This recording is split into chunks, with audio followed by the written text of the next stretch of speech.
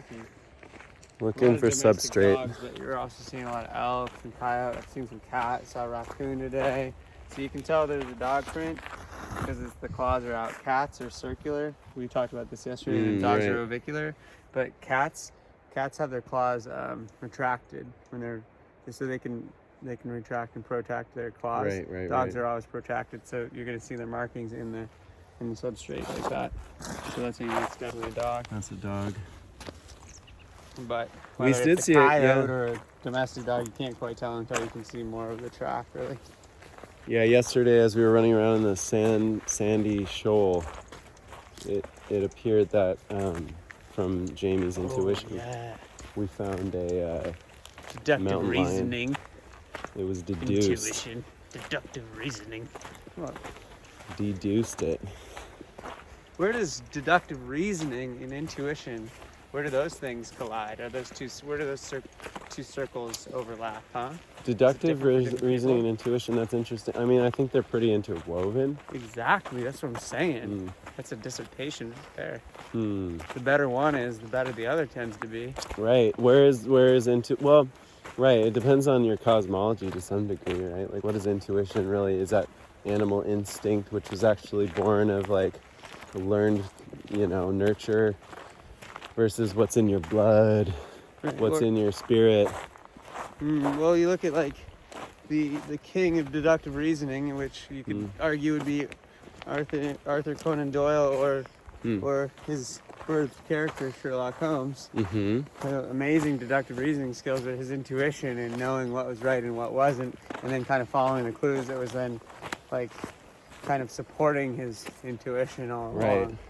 So like that combination is really brilliant with a character like that, and I don't know, it's kind of a spirit animal for me. Where it's kind of like the more that I get better at tracking and understanding like facts and like what's what, the more I can take glances at things and be like, oh, an elk walked through here. Right. I'm like, oh, yep, those are droppings. But it's like my mind, whether my mind is picking up on actual facts that I've slowed down and oriented to over time and gotten pattern recognition through, or like it just feels like an elk, like herd walk through here, and then you go and sure enough there's droppings and there's the prints and so, I don't know. No, that's interesting because I mean, sometimes what's interesting is the subconscious mind is actually able to notice a ton of detail before your conscious mind does. Malcolm Gladwell, blink, reference point. Jamie actually reads books. Well, yeah, you're just smart. You're just like, right? Deductive reasoning and researcher versus, hey, I'm just born smart.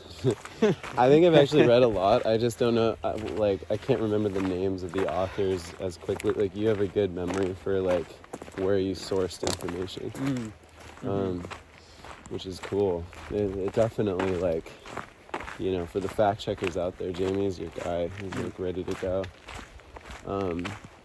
I'm just gonna like say it like I know what I'm talking about. Sounds good so far. I'm subscribed to the Darrick channel.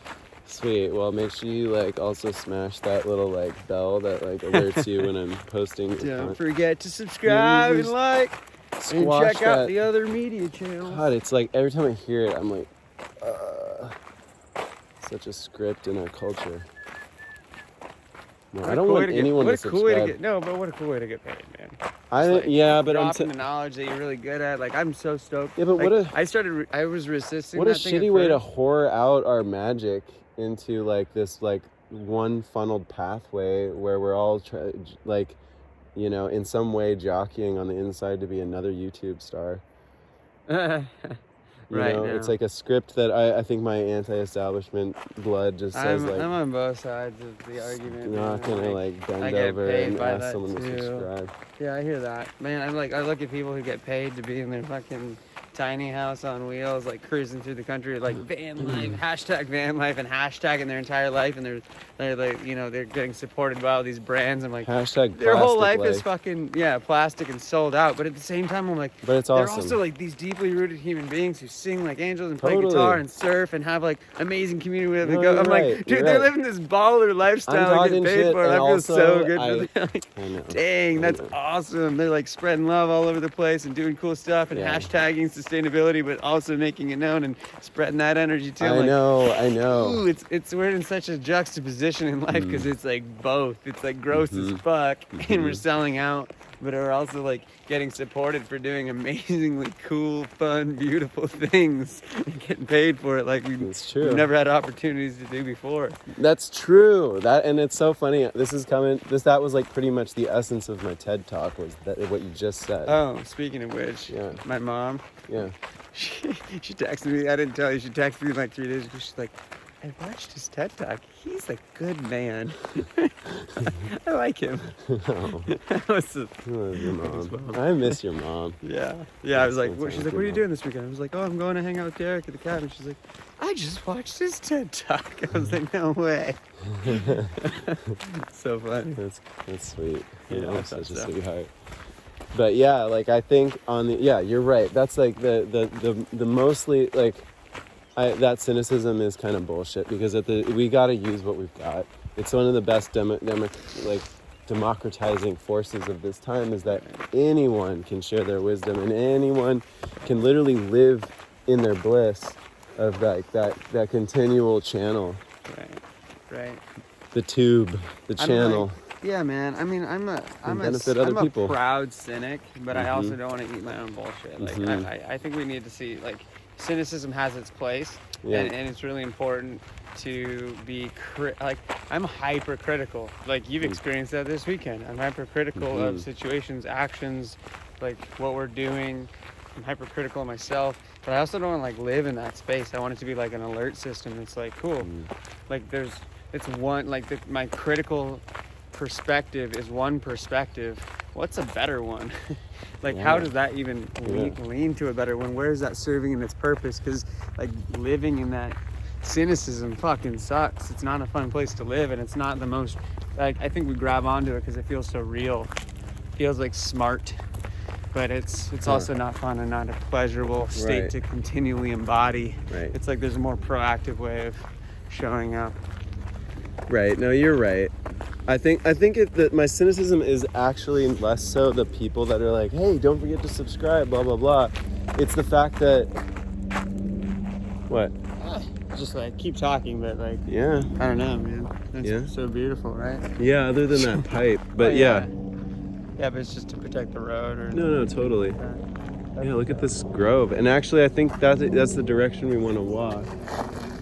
We could cross this. Let's like hop over this stream somewhere. We're gonna find a good spot to little hop, skip, jump. And actually, meanwhile, I might just like help this, since we're in this flow.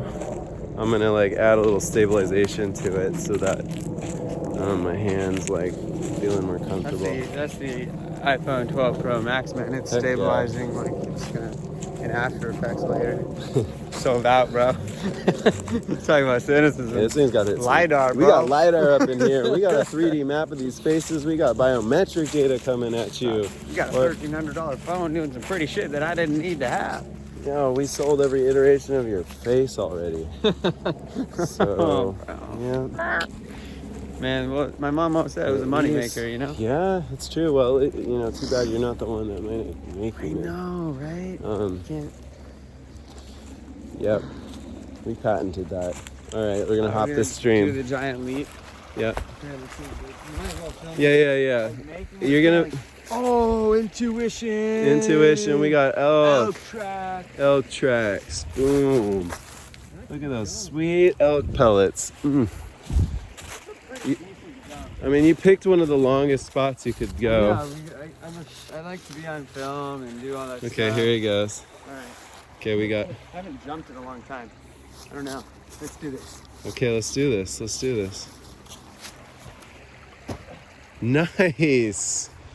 Nice. Okay. Yeah, you ready? Just over top. Okay, here we go. I'm gonna do one of these. You ready? Yeah, I'm ready. Ready? You ready to get tossed? You wanna get tossed? All right, here. Perfect. Did it. Okay. Oh, shoot. I'm gonna do this with a backpack on. Yeah, baby. Right. Uno, dos, tres. Oh, well, a you little okay? bit, yeah. You good? You good? Yeah, I just, you know, What? I wanted to bring some. I needed that like That connection to the backpack. earth. Yeah, it's the backpack was weighing me down. Also, like, you know, like The you don't get burden we carry. It's true, and we don't get electromagnetically connected to the earth unless we have like a moment of real contact. Like these rubber soles aren't getting me there. Oh man, wow, this background is so pretty. I just feel like I'm in the way of a really beautiful shot. You kind of are. You're not a part of nature, bro. You're like the antithesis of nature. Human beings aren't a part of it, are we? No, not when we're wrapped up in our Patagonia poofs over here. No, it's anti-nature just to exist as a human. Oh man. Nature won't be nature until we vanish. That's a joke. We know. This is actually nature. This iPhone 12 is nature. Yeah. Telecommunications networks are nature. They look like mycelium, but they just, you know, we'd like to discount that they are. Yeah. Well, we talk about cynicism. I think, you know, in the real, like, yeah, it's hard. It's hard to participate, like in justification. I think, like, if I'm being really vulnerable, there's that part of me that like hates myself for participating in getting new Apple products that was like mining semi-precious metals with a Chinese worker that didn't get paid that well, that potentially just got cancer. And me being like, how cool that we've got all this technology at our fingertips, yay for us, but at some hidden cost to a whole bunch of like marginalized people. And I've known this shit for how many years, and how many iPhones have I gotten, and like continued to stack a little bit of spite on myself as I do it.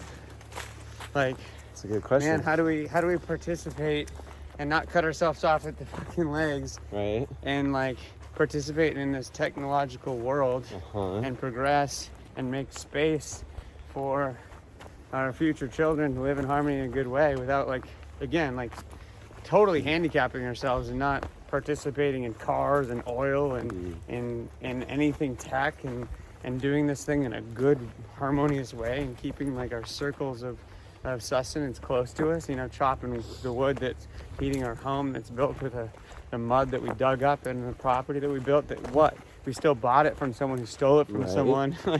like you know, like, I mean, at some point it sold to a point where we just stole that land from people that they belong to, that were sharing it in a good way. And then we came in like, how do you not participate in some ugly ass karma? Like, I don't know. Well, why don't we ask the same question of the larvae that are infecting this tree and taking all its nutrients and, you know, participating in some pretty ugly karma?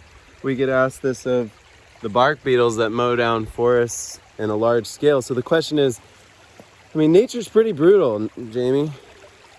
Can be. It's also beautiful. Humans can be brutal and beautiful.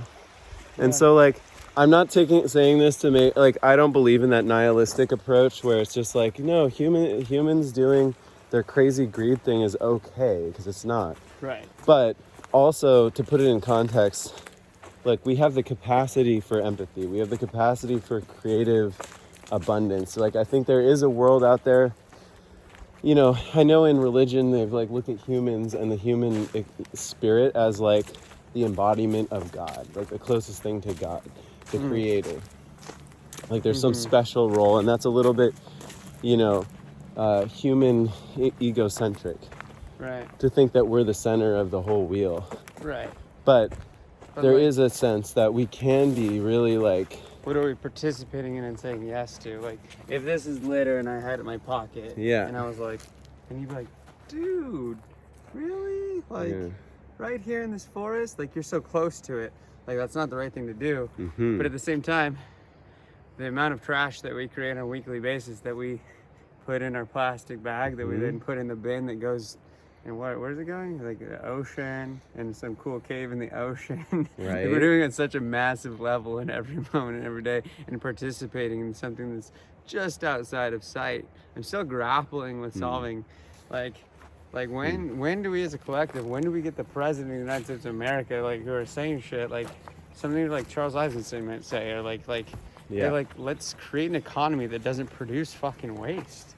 Or right, because we have the just capacity. Like we do with permaculture. We have the capacity. When does it become a top priority? When does it become well, I think that's a what's national happening crisis? right now. I mean, it's on, the world, like society has moved slowly, Right. and it's accelerating. Right. I don't mean to displace like responsibility. I guess where my point is like, there's the existential dilemma of like taking personal responsibility seems to be so counterculture. It's really difficult to be a human and existing in the structure of community and culture on a national, global level that we have. It seems like really fucking swimming upstream to do the right thing, and it's too bad. So I don't want to blame, the president should be doing this so I could be a good person. I want to be a good person, but like, man, structure that we're embedded into doesn't make it easy. No. It's a lot of you even said it before. It's like I remember one time in one of our conversations, Jamie, you were like, remember that one dude, that like he bought like the company that owned the one patent on like this AIDS formula. We talked about that. Yeah, and how he was a total D-bag, but then at the same time, was he the D-bag or is the culture? The guy who bought the Wu-Tang album. Wait, I forgot about that one. Is it the same guy? It's the same guy. Same guy who like. Okay. Yeah, I've charged on the AIDS medication. Or people like to be like, oh, Trump is an asshole, or Bill Gates is an asshole, or Jeff Bezos, how could he be so like greedy as to take all this money and just keep taking more, and all these other billionaires that are making money off of pharmaceuticals that kill people. Yeah, it's fucked up, but are they the assholes, or is the system that made them the asshole, and that's actually something we're participating in? Right, they're actually winning the Monopoly game, but we're all playing the game. They're a product of the game that we've all decided to say yes to. Exactly. Right, yeah, absolutely. So there's a collective consciousness thing, and we're getting closer and closer to the point where we actually are educated in general enough to be like, oh, there's a collective. It actually does make a difference if I change my ways, and yet the overwhelm of like, if I want to choose to live in a city, if I want to choose to have an iPhone and a TV and these like computers and everything, I'm going to have to play some part of that game. And so some of it's out of the scope of my control, seemingly. Like I can't change the policies. I can't get our politicians to behave this way. Like I can go to a protest, but what'll that do? Right. So there's some level of partitioning out our soul, or like, on some level, I think some of us, or self-included, I'm using technology to a degree in which I think I'm spreading more light and awareness around certain things, and there's compromises that we all have to make and sit with and gestate with, and then there's others that are going to be. I love that. Look at these two trees. Look, you got two species. You got like a cedar and what is that other one? There's leaning cedar. Like, but look at the two species right up against each other. Doug fir. Oh my God, huge. Yeah. Yeah, two species, interspecies love. It's a nice sized tree. It's like set, it's not old growth. It's close. These two. Oh, they're huge. It's been there for a while. It's an older tree. Sorry, before. I was basically saying like, we're all, I think some of us get stuck on this is how to show up as a human. This is the way to do it right, and we get so stuck in our way, and then it's like so narcissistic. Versus like, there's a spectrum. We're all in a team, and like we're all attached to different parts of the puzzle, and really blessing each other up, and like super stoked on people who are doing like public school reform or jail reform work, and like working to change the system from within the system, going the legal route and doing it the long way and the hard way. Right. But I'm more of a I really want to be involved in education. I'm zero interest in public education. I want to do charter schools and unschooling with like a local group of kids that are all my friends' kids and on a land. Like I want to do the more grassroots version. I want to do it right. I want to close those loops and be driving cars less and owning less things and participating in the things that I do have, or things that I've foraged and built and hunted. And I want to be in relationship to all my things. I want to be an example of being closer to that harmony and compromising less and parceling less of my soul out. But I also still, no judgment, no shame for the people who are still like really connected to a big network and changing it from that. From that way. We're all on the same team, I guess. That feels like a full thought. Boom. Here's the full thoughts. Completion. Boom. Full thought. Not FOOL. We're talking like cup is full. I hope your cup is full. Oh. Sincere. Yeah.